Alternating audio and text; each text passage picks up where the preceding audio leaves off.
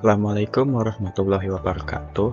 Hari ini saya akan mempresentasikan laporan akhir saya dengan judul Kesejahteraan Pendidikan bagi Masyarakat Kurang Mampu di Indonesia.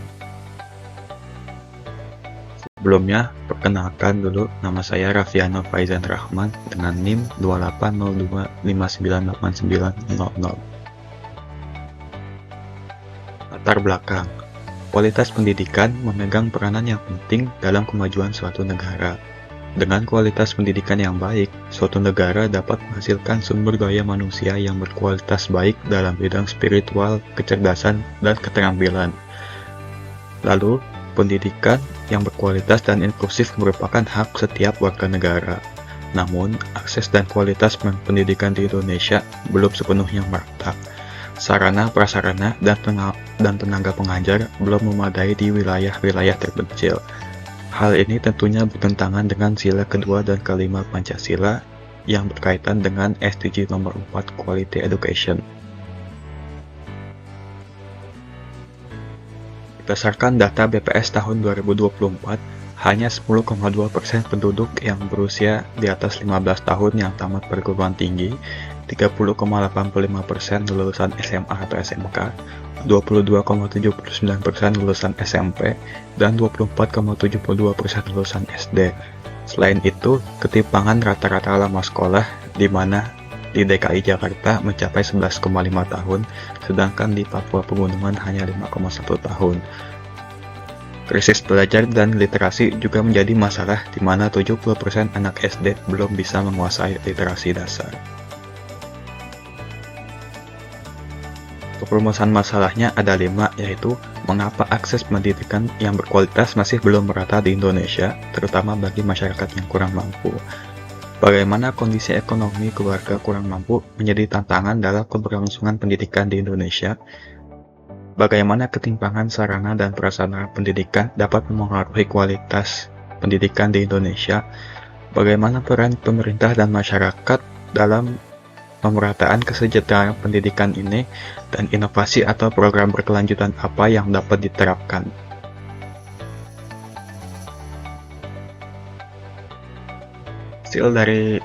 Hasil dari temuannya yaitu pertama, keterbatasan akses dan infrastruktur. Sekolah-sekolah di daerah yang tertinggal belum memiliki fasilitas belajar yang layak dan memadai. Yang kedua yaitu terkendala oleh finansial keluarga, seperti kesulitan dalam memenuhi kebutuhan sekolah dan pendidikan anak seperti seragam, buku, dan transportasi. Yang ketiga yaitu tingkat literasi dan kesadaran akan pendidikan yang masih rendah. Keempat yaitu kurangnya dukungan eksternal seperti kolaborasi dari pemerintah dan pihak sekolah yang masih terbatas.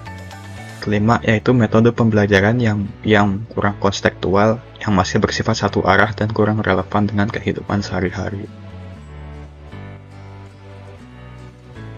Untuk solusinya, yang pertama solusi jangka pendek, yaitu seperti program beasiswa lokal dan donasi pendidikan, seperti beasiswa pendidikan, bantuan alat tulis, bantuan seragam, dan transportasi sekolah.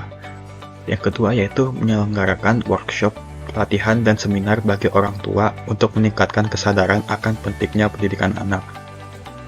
Yang ketiga yaitu revitalisasi fasilitas sekolah melalui CSR, seperti menghubungkan sekolah dengan perusahaan lokal atau BUMN untuk mendukung pembangunan sarana dan prasarana.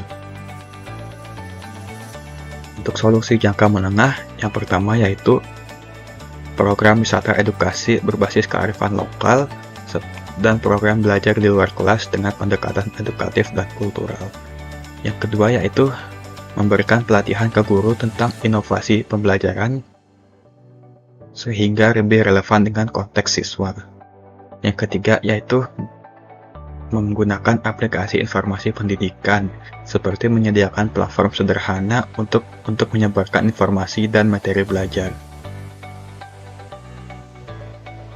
Lalu untuk solusi jangka panjang, yaitu yang pertama melaksanakan kemitraan berkelanjutan dengan pemerintah daerah. Pembelaan kebijakan pendidikan agar lebih berpihak kepada masyarakat yang kurang mampu. Yang kedua yaitu melakukan monitoring dan evaluasi partisipasi. yang melibatkan semua pemangku kepentingan secara rutin dalam proses evaluasi dan pengembangan solusi pendidikan yang berkelanjutan. Kesimpulannya, yang pertama, proyek ini berhasil memberikan kontribusi positif dalam meningkatkan akses dan kualitas pendidikan bagi anak-anak kurang mampu. Yang kedua, nilai budi pekerti, gotong royong, dan akuntabilitas atau BGA menjadi pilar utama dalam pelaksanaan proyek ini dalam membangun kepercayaan dan perkuat kolaborasi.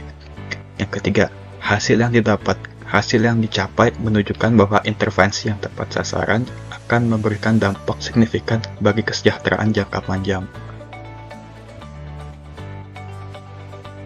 Refleksi pribadi, saya sendiri menyadari bahwa masalah pendidikan bukan hanya soal sekolah dan kurikulum, tapi juga menyangkut ekonomi, fasilitas, transportasi, dan dukungan keluarga. Selain itu, saya juga menjadi lebih belajar untuk lebih menghargai kesempatan pendidikan yang saya miliki.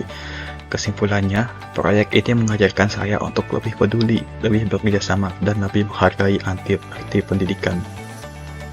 Sekian penjelasan laporan akhir milik saya. Kurang dan lebihnya mohon maaf. Wassalamualaikum warahmatullahi wabarakatuh.